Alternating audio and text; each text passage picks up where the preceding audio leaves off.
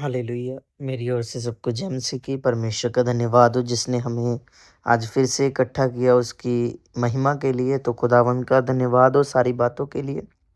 तो आप सब कैसे हैं? परमेश्वर आई होप कि आप सब ब्लेस से आशीषित हैं। पिछले कुछ दिनों में जो कि हम सुबह से वचन को सुन रहे हैं और अपनी शुरुआत परमेश्वर के साथ कर रहे हैं, और एक ये बेहतर और एक बढ़िया, एक सबसे स्पिरिचुअल और आशीषित दिन बन जाता है जब हम शुरुआत खुदावंद के वचन से और खुदावंद के आगे प्रार्थना कर से करके हम जब शुरू करते हैं। हालेलुया।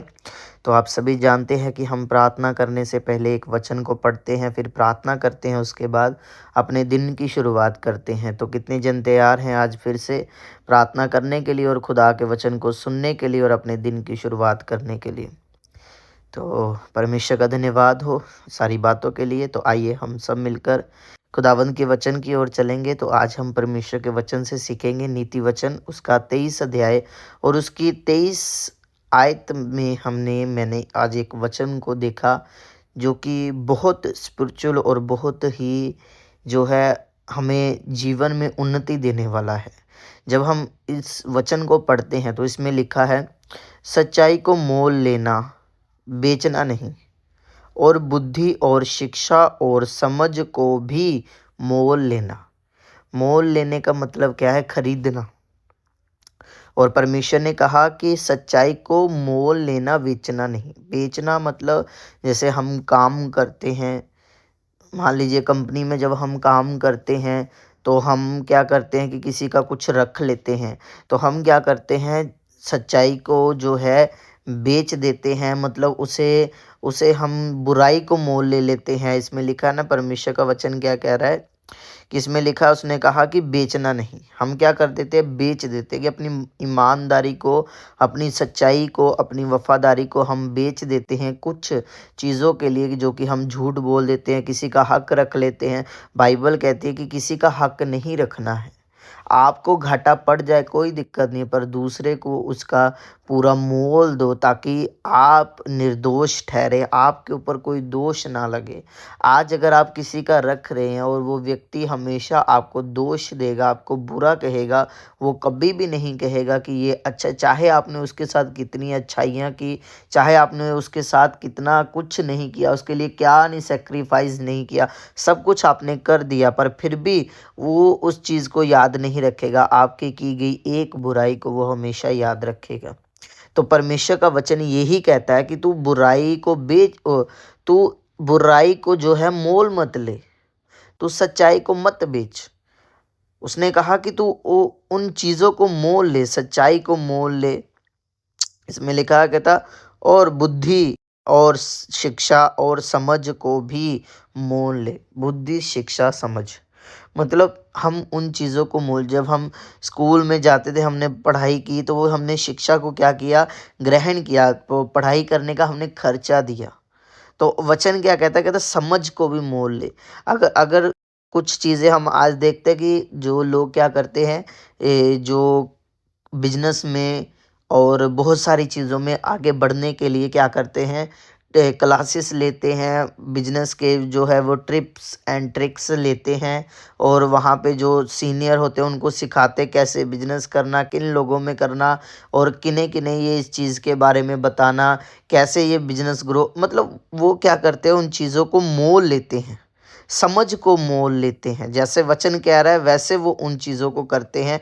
बाइबल कहता है कि उसने क्या कहा? कहता है उसने मोल लिया, शिक्षा को मोल लिया, बुद्धि को मोल लिया, समझ को मोल लिया, मतलब उनसे ये सारी चीज़ों को हमने मोल। उसी प्रकार बाइबल क्या करती है, जैसे संसारिक लोग अपने बिजनेस को बढ़ाने के लिए इन चीज़ों को मोल लेते हैं, तो हम भी क्या करते हैं, जब हम बाइबल को पढ़ते हैं, हम इसे खरीदते हैं, हम इसे अपना समय देते हैं, और समय से हम क्या करते हैं, बुद्धि को मोल लेते हैं, समझ को मोल लेते हैं, और परमेश्वर के वचन को हम मोल लेते हैं, उसका मतलब खरीदते हैं। अपना समय दे के बाइबल को जब हम पढ़ते हैं तो हम अपने समय के साथ बाइबल को क्या करते हैं, उन शब्दों को, उन वचनों को मोल लेते हैं।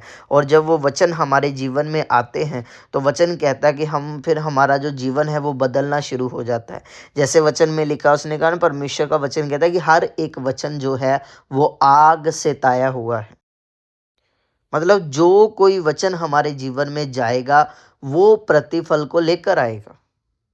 चाहे वो 1 लाइन क्यों नहीं, चाहे वो 2 लाइन क्यों नहीं, चाहे वो 1 अध्याय क्यों नहीं, चाहे वो कितनी भी सारी चीज़ें हमारे जीवन में क्यों नहीं है, वो सारी चीज़ों को परमेश्वर क्या कहता है कि जब हम उन उन वचनों को अपने जीवन में रखते हैं, तो वो क्या है, एक अंगारे होते हैं हमारे जीवन में, आग आती है, तो जितनी बुराई, पाप, शैतान हमारे जीवन में होता है वो सब नाश हो जाता है। किस कारण? उस वचन के कारण।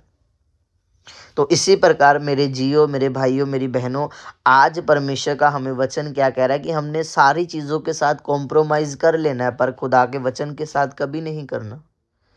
अच्छी चीज़ों के साथ कभी नहीं करना। किसी के या किसी को भी किसी प्रकार का हमारे द्वारा घाटा नहीं होना चाहिए। अगर आपने किसी के से उधार लिया है, अगर आप अब चुका सकते हैं तो उसे चुकाओ।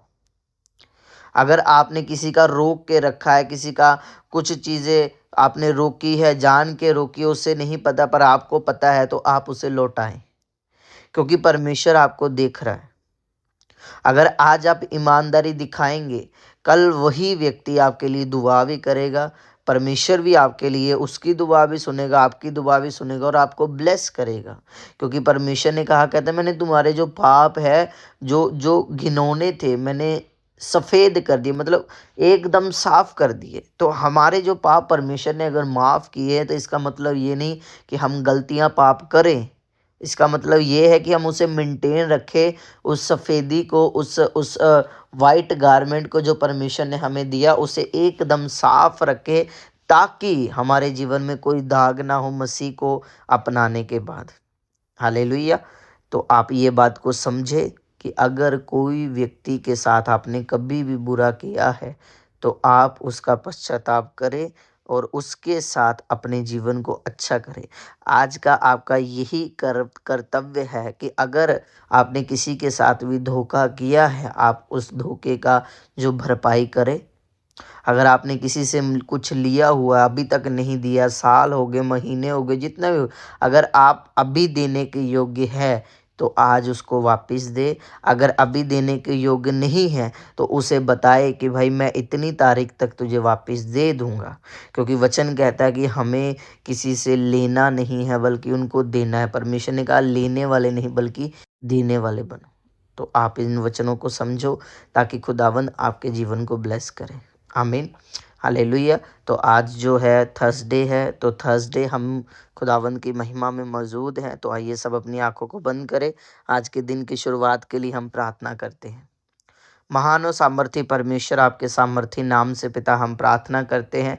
आज के दिन के लिए आपका धन्यवाद करते हैं खुदावन, जैसे आपने बीते समय से अभी तक हमें संभाला है, आने वाले समय में भी संभालिए। और हम आपके सामर्थी नाम से पिता प्रार्थना करते हैं, आज का जो दिन, जो थर्सडे का वीरवार का दिन है मेरे पिता परमेश्वर, ये हमारे लिए बड़ी बरकत अति आशीष का कारण बने खुदावन। आज मैं इस वचन के द्वारा मैं चलने पाऊँ और अपने जीवन में आपकी महिमा को करने पाऊँ खुदावन। सारा आदर, सारा महिमा, सारा जलाल पिता आपके नाम को देते हैं। आप हमारी प्रार्थना को सुनने वाले, उत्तर देने वाले परमेश्वर प्रभु, हमारी प्रार्थना को सुने, उत्तर दे। सारा आदर, सारा महिमा, सारा जलाल आपके नाम को देते हैं। यीशु मसीह के सामर्थ्य नाम से पिता हम मांगते हैं। आमीन, आमीन, आमीन। तो गॉड ब्लेस यू ऑल। प्रभु आपको आशीष दे। तो आज आपने एक काम जो करना है वो यही है कि आपने अपने विरोधियों को क्षमा करना। अगर किसी से भी आपने उधार लिया, धोखा, कुछ भी आपने किया है, जानने अनजाने में आपने किया, तो आप कृपया उसे वापस लौटाएं। अगर अभी नहीं लौटा सकते तो उन्हें बताएं कि हम जल्दी आपका ये चीज़ वापस देंगे, ताकि वो व्यक्ति बस इसके जगह आपको आशीष दे। परमेश्वर आपको ब्लेस करे। सारा आदर, महिमा और जलाल हम परमेश्वर के नाम को देते हैं। तो गॉड ब्लेस यू ऑल। कल फिर मिलेंगे एक नए वचन के साथ और एक नई सामर्थ के साथ। प्रभु आप सबको तब तक के लिए आशीष और बरकत दे। सभी को जय मसीह की।